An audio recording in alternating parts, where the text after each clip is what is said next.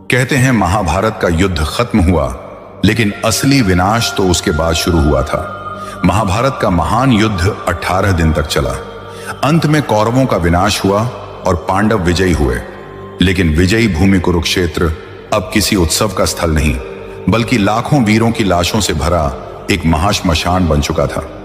चारों ओर टूटे हुए रथ, बिखरे हुए धनुष बाण और तलवारें, जले हुए ध्वज और बिखरी हुई हड्डियां दिखाई देती थीं। मृत योद्धाओं का रक्त मिट्टी में इतना समा गया कि कहा जाता है वर्षों तक इस धरती से खून की गंध आती रही। जब युद्ध समाप्त हुआ तो अनेक आराष्य मुनि वहां पहुंचे। उन्होंने देखा कि यह पवित्र भूमि, जो धर्म स्थल कही जाती थी, अब रक्त और पाप से अपवित्र हो चुकी है। तब उन्होंने कहा, यह भूमि केवल युद्ध और विनाश की नहीं, बल्कि धर्म और अधर्म के अंतिम निर्णय की भूमि बनेगी।